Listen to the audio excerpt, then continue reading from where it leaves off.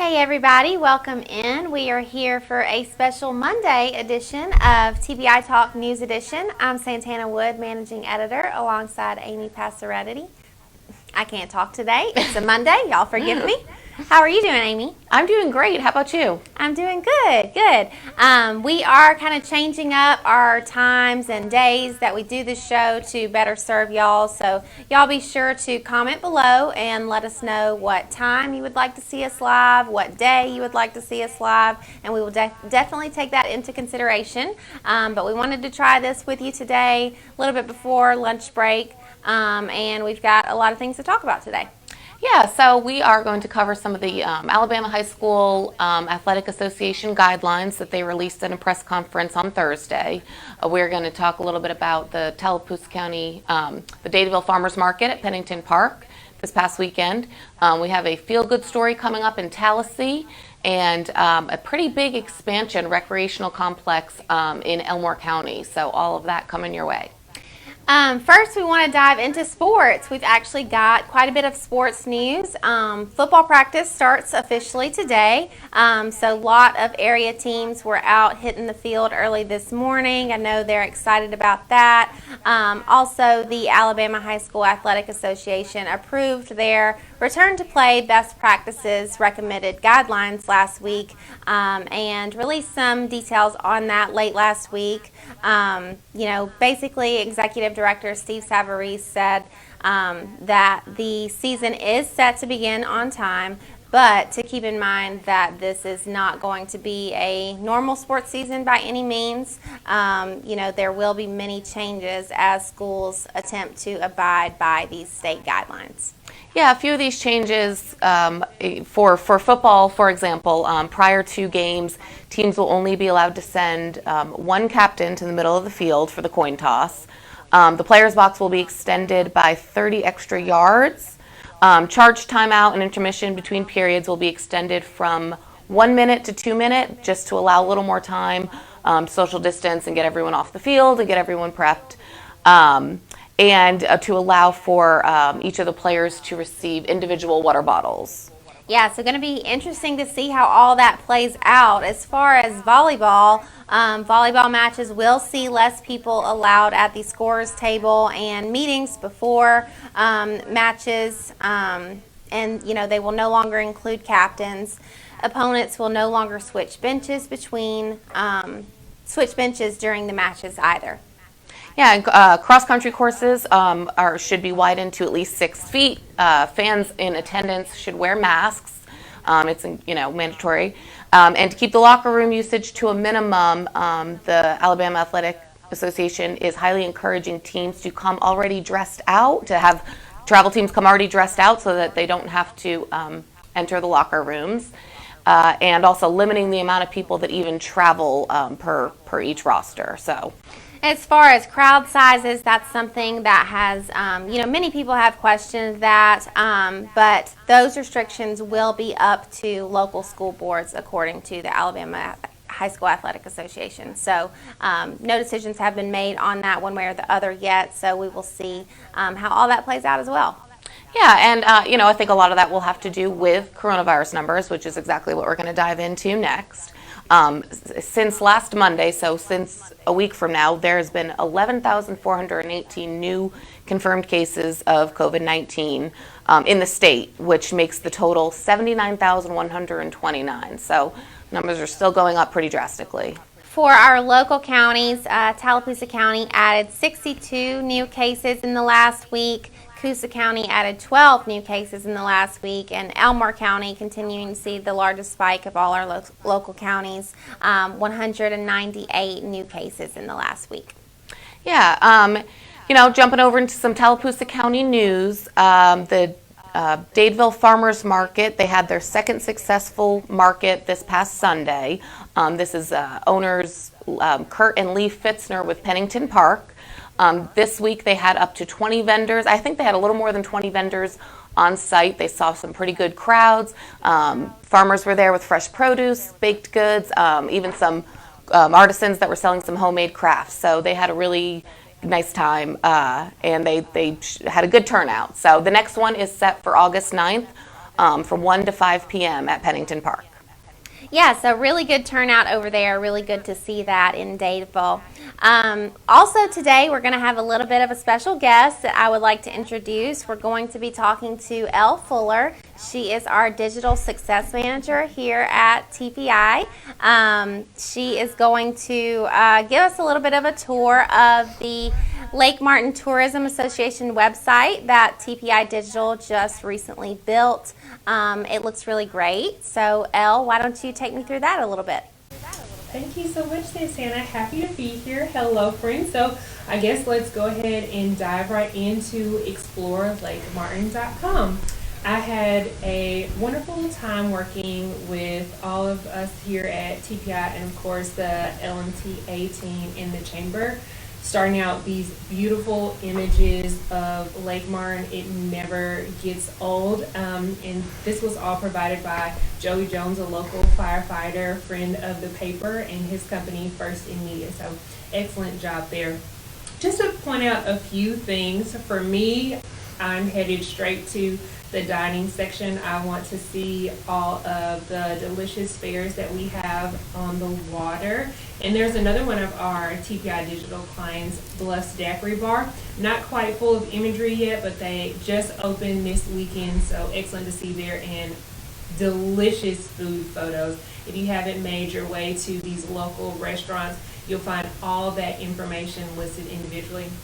Me personally, I am interested also in the wedding venues, not because I have one coming up, but Lord willing, I'll have one coming up soon. But beautiful images submitted by all sorts of companies to be found here. And if you want to see your business featured, you have that wonderful opportunity to do so at the bottom of the screen. And then, of course, we have a lively events calendar here, which is great. This photo was not taken this weekend. We are still under, pandemic, but there are some great socially distant opportunities available, and you'll see all of those here listed. This site is not just for visitors, but is an excellent resource for our local community as well. Elle, thank you. I think that the website just looks really great. It just says Lake Martin. It looks awesome. And this is obviously one of TPI Digital's clients. Why don't you tell me a little bit more about what TPI Digital can offer as far as other services for clients? Absolutely. We can do, of course, these big websites, but we can work with any budget. We have an awesome sales team here, and they can, like I said, work with any budget to get you what you need to have that digital presence that is so important, especially right now when people are spending more time at home. You want to be right at their fingertips on their mobile devices. So we can do more than you can imagine at TPI Digital. So of course, the digital marketing, the website, social media, and we have an awesome creative team that can come up with video as well. And you can head to tpidigital.com to see some of our current promotions, as well as some examples in our portfolio. Well, Elle, thank you so much for taking us a tour through that website of Lake Martin Tourism Association. Thank you for taking time out of your Monday to be with us today. We are going to take a quick break, and then we will have some Elmore County news coming up.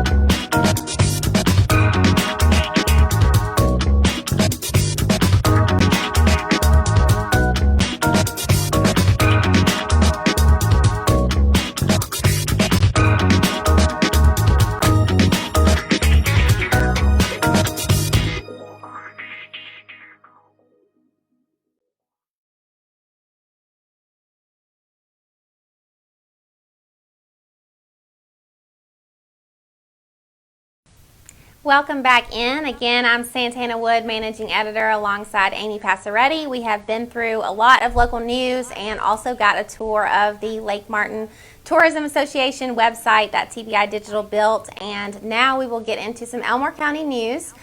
First, we've got a little bit of a feel-good story out of Tallahassee. Billy Jordan, a 93-year-old Tallahassee native, has made over 900 masks for the community. This is all free of charge. So Carmen Rogers sat down to talk with her late last week, and we're going to hear from her now. Hello, everyone, and welcome. I'm Carmen Rogers, Bureau Chief at the Tallahassee Tribune. Earlier today, I caught up with Miss Billy Jordan. Miss Jordan is a Tallahassee native. She is 93 years young, and since March, she has really been busy making homemade masks. She started out making the masks for friends and family, and from there, it just grew. I first made them for my family, I Googled on my tablet, and saw somebody making one, and so I just cut me a pattern and started making. I've sewn most of my life. I've made 970, and I've got some that I started today, that'll be 12 more. And my granddaughter brought me some material yesterday, enough to make 60, so I'll be making those. Let's see, the community hospice, community hospital, community home health, Jackson's Hospital, that's through Joanne's Fabrics, Tallahassee Health Care, Baptist East Hospital, Westside Baptist Church, WACQ Radio, individuals who needed them. I'll usually bag them up, individually, and the last thing I do is steam iron them so they're sterile, and I put them in the little bags, snack bags is what I put them in, and then I just hand them out the door to them when they come to get them. Thank you, Miss Jordan, and thank you for watching. Until next week, I'm Carmen Rogers reporting for Tallapoosa Publishers.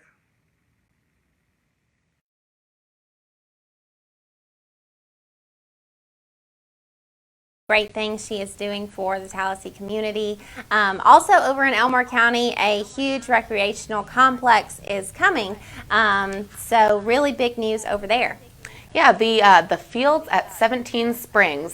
This project has actually been in the works since 2018. It's going to be located off Alabama Road 14 on Dismukes Road. It will be completed in 3 phases. This is actually this project is a partnership of the City of Millbrook, Grandview Family YMCA, the Elmore County Board of Education, and the Elmore County Commission. So they've all been working hand in hand for the last couple years to make this happen.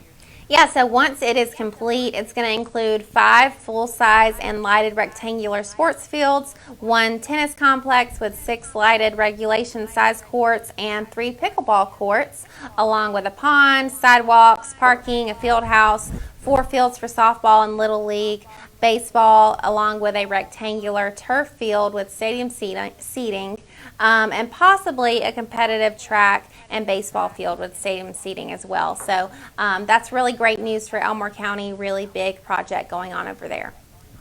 Yeah, so that sounds like it'll be a really cool thing. Like I said, coming in phases. So we appreciate you guys tuning in with us today. That's what we've got for you guys today. And again, I am Amy Passaretti, staff writer, alongside Santana Wood, managing editor. And we appreciate you guys watching today. And have a great rest of your day. Y'all remember to comment below if you want to tell us what time